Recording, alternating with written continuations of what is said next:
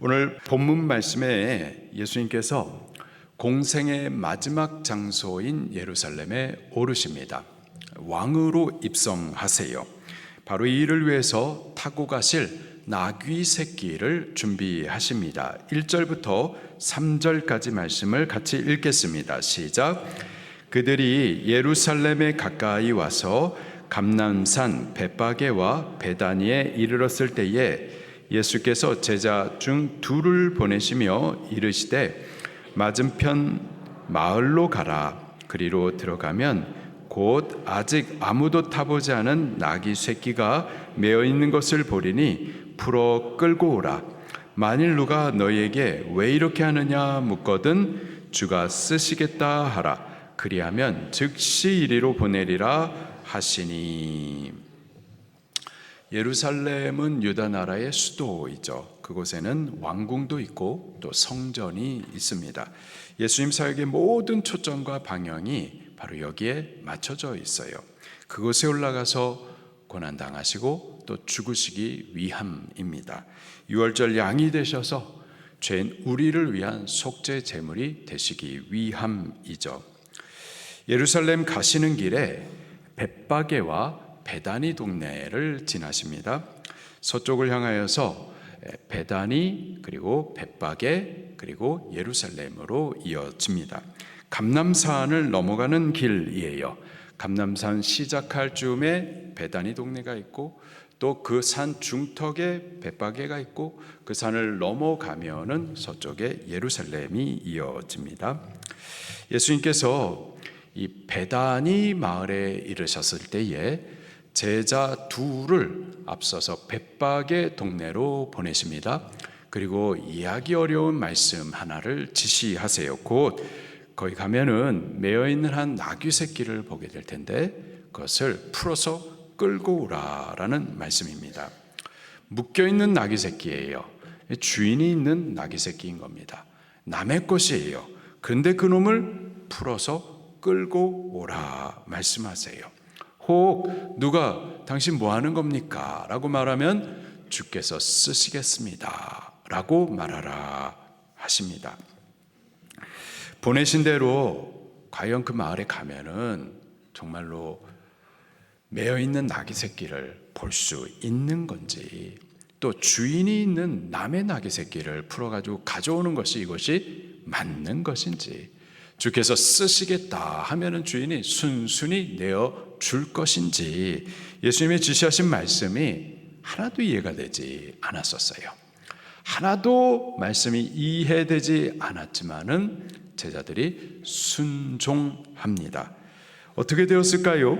4절 말씀을 같이 읽겠습니다. 시작. 제자들이 가서 본즉 나귀 새끼가 문 앞 거리에 매여 있는지라. 아멘.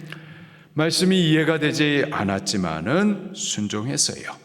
말씀대로 지시하신 마을로 갔습니다. 가서 보니 과연 말씀하신 대로 묶여 있는 나귀 새끼를 볼 수가 있었던 거죠.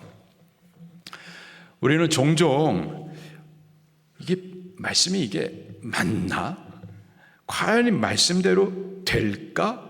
우리가 하나님의 말씀을 염려할 때가 있어요. 여러분, 우리의 염려보다 하나님의 말씀이 더 옳습니다. 더 맞습니다. 더 확실합니다. 우리의 생각보다, 우리의 지혜보다, 우리의 경험보다 하나님의 말씀이 더 옳고 더 맞고 더 확실합니다. 우리가 그 말씀을 믿고 순종하면은 우리의 생각보다, 우리의 지혜보다, 계산보다 더욱 크신 하나님의 지혜, 하나님의 능력, 하나님의 영광을 체험하게 됩니다. 이해가 되지 않지만 주신 말씀 그대로를 순종하면 그 말씀의 증거와 능력을 보게 되는 줄로 믿습니다. 성경에는 이와 같은 사건들이 많이 기록이 되어 있어요. 예수님께서 베드로의 배에 오르십니다. 그리고 그에게 말씀하세요. 베드로야, 깊은 데로 가자. 깊은 데로 가가지고 배 오른편에 그물을 던지자. 왜요, 예수님? 가서 물고기 잡자. 베드로는 어부입니다. 갈릴리 바다에서 평생의 어부였었어요.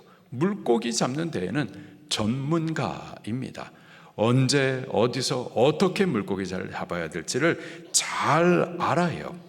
지금 이 이른 시간에 깊은 데로 가가지고 그물을 던져서 물고기 잡자 하신 예수님의 말씀이 이건 상식에 맞지가 않는 거예요.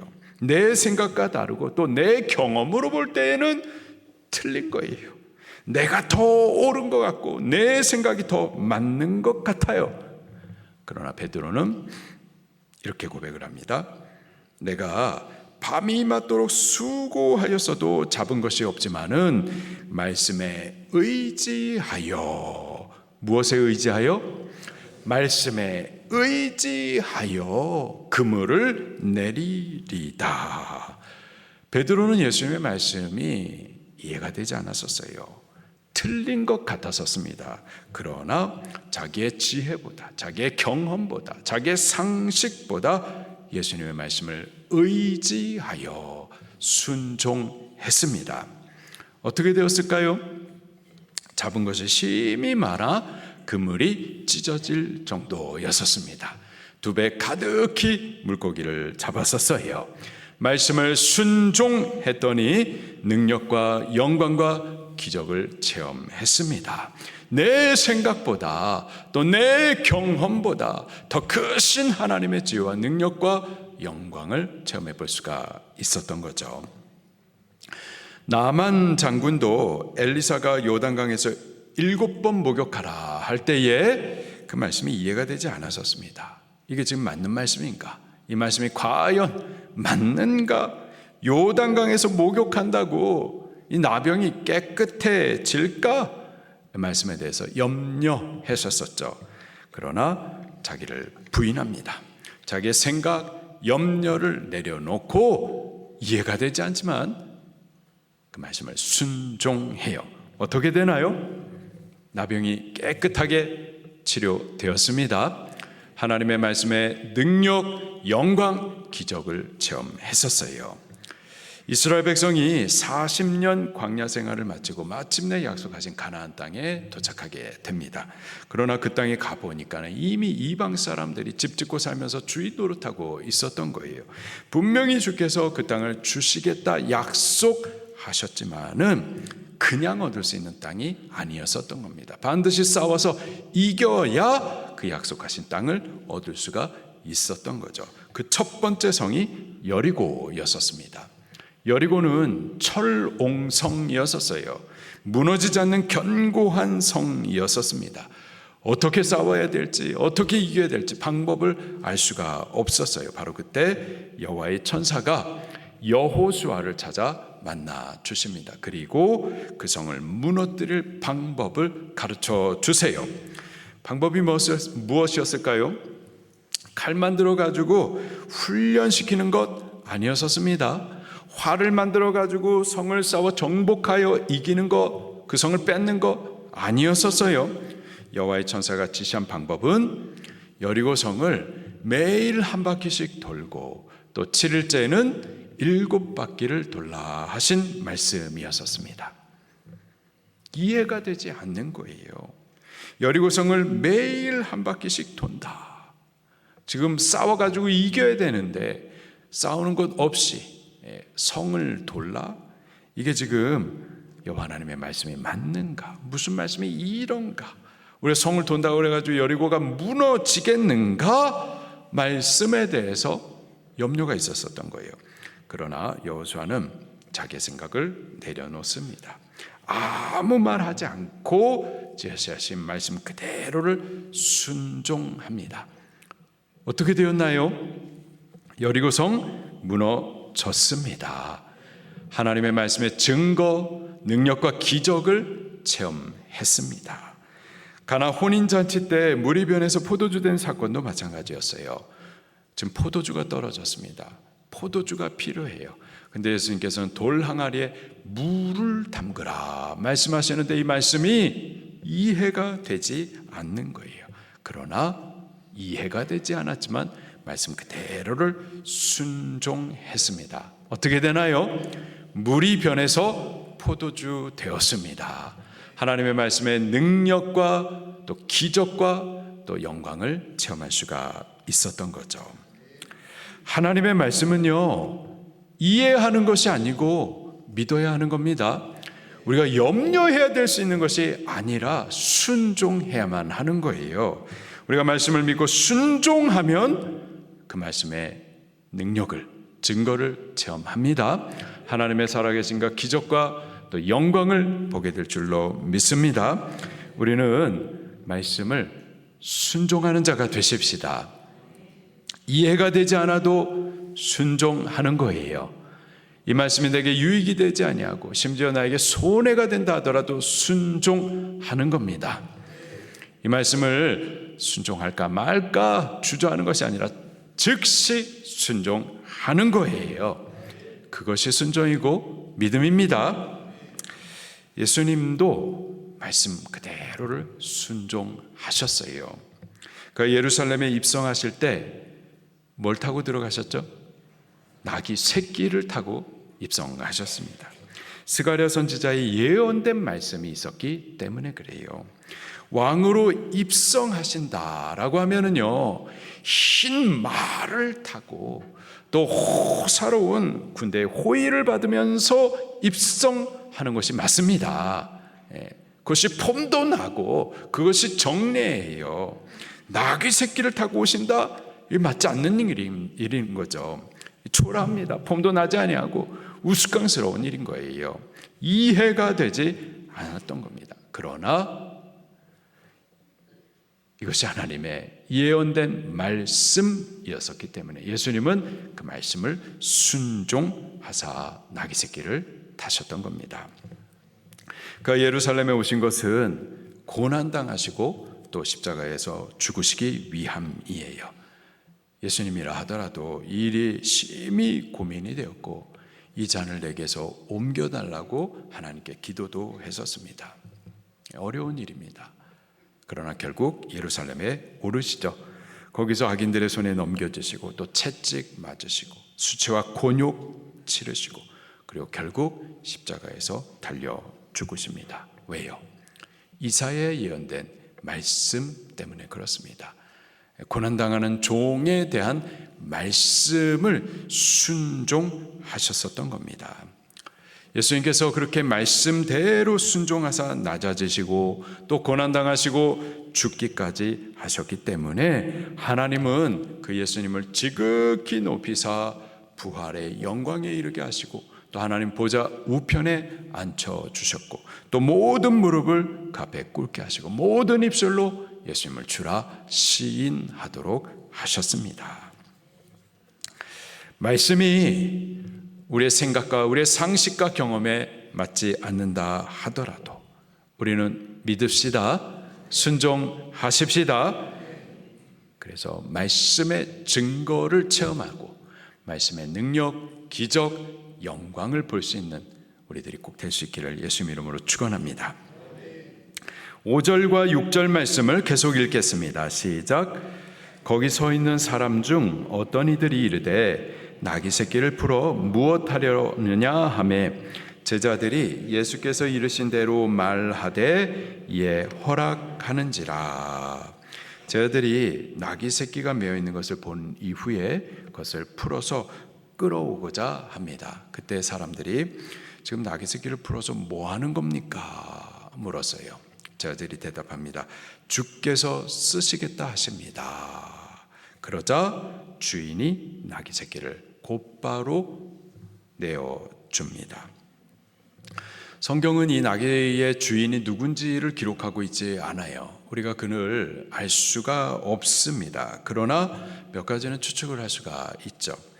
이 나귀 주인은 주께서 쓰시겠다 할 때 즉시 내어줄 정도로 예수님을 잘 알고 있던 사람이었었어요. 그리고 즉시 내어줄 정도로 예수님의 이러한 요청을 기다리고 있던 사람이었습니다. 주를 사랑하여서 주께 드리고 싶어 하고 또 내가 주께 무엇을 드릴 수 있을까? 주를 위해서 자기를 열어두었었던 사람이었습니다. 그랬기에 예수님은 바로 그를 택하여서 사용하셨었던 겁니다. 주께 드리기를 기뻐하는 사람, 언제라도 즉시 드릴 준비가 된 사람, 그런 분을 예수님께서 받으시는 겁니다. 그런 사람을 통해서 당신의 메시아 되심을 증거하시고 구원의 일들을 이루어 가시는 거예요. 주께서 쓰시겠다 하시는데 주님이 나와 아무런 상관이 없는 사람들도 있습니다. 주가 누군데 내 나귀를 쓰시겠다라는 거야. 주가 누군데 나한테 새벽 예배 나오라는 거야.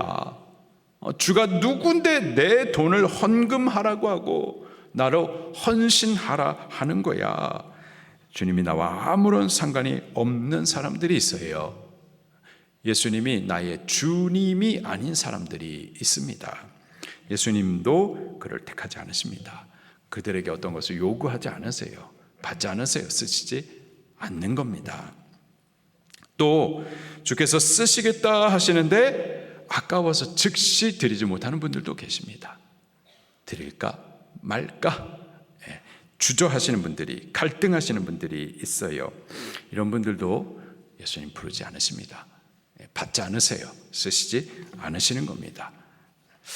우리는요, 주께서 쓰시겠다 말씀하실 때, 우리의 마음을 두들겨 감동하실 때 우리는 즉시 내어드릴 수 있기를 예수님 이름으로 축원합니다.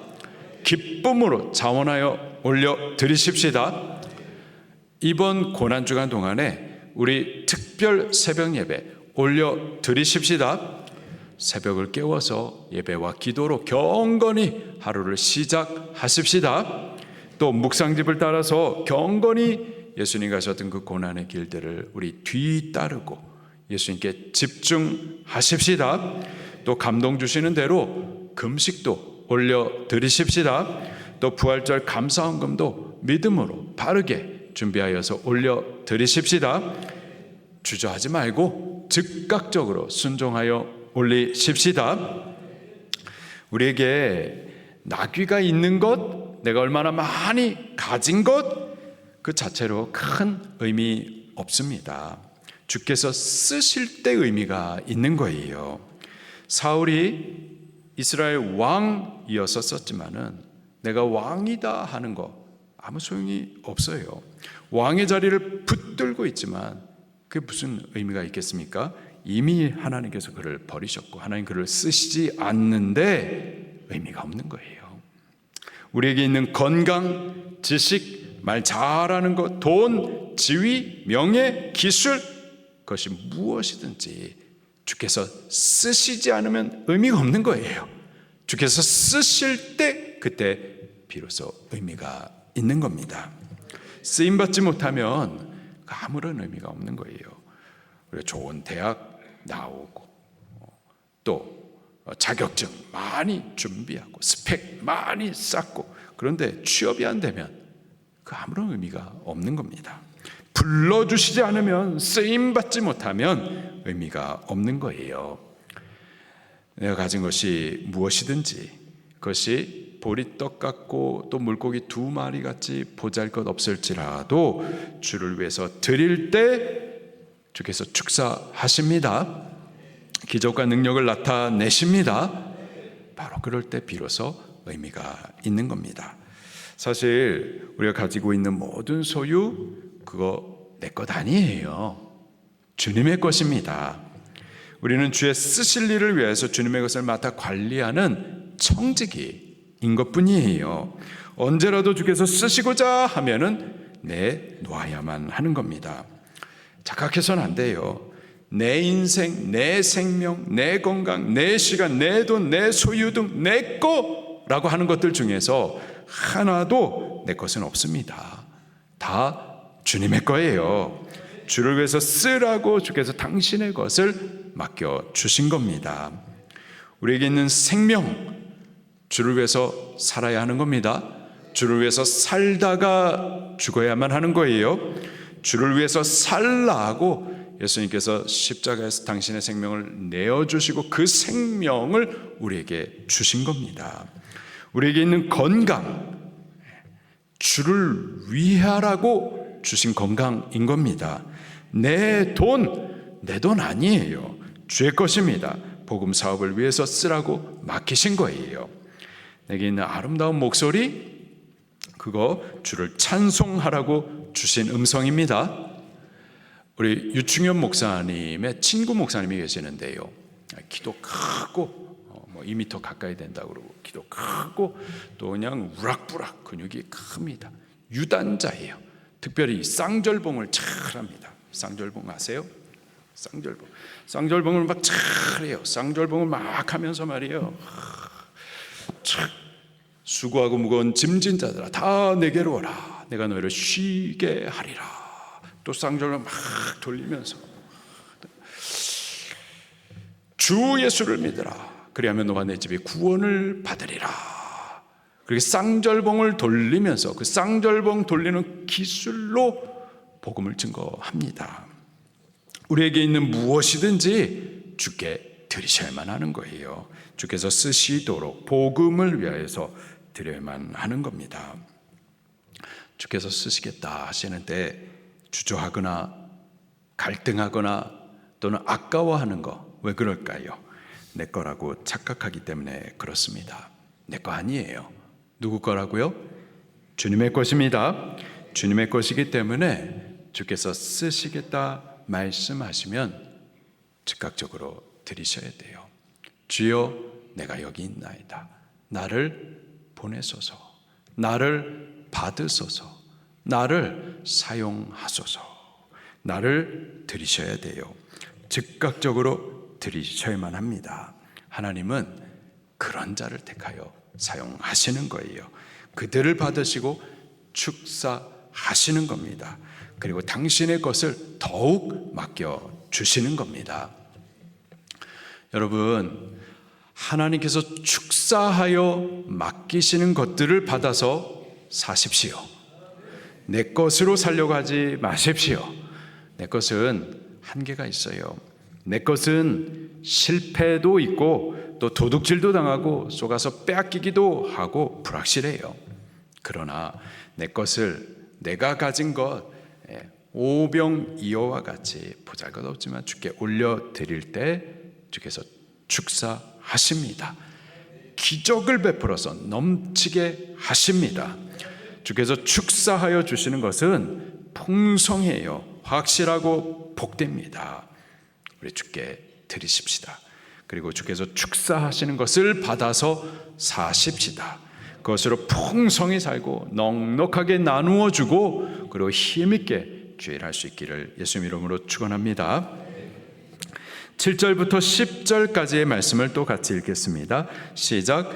나귀 새끼를 예수께로 끌고 와서 자기들의 겉옷을 그 위에 얹어 놓음에 예수께서 타시니 많은 사람들이 자기들의 겉옷을 또 다른 이들은 들에서 벤 나무가지를 길에 펴며 앞에서 가고 뒤에서 따르는 자들이 소리 지르되 호산나 찬송하리로다.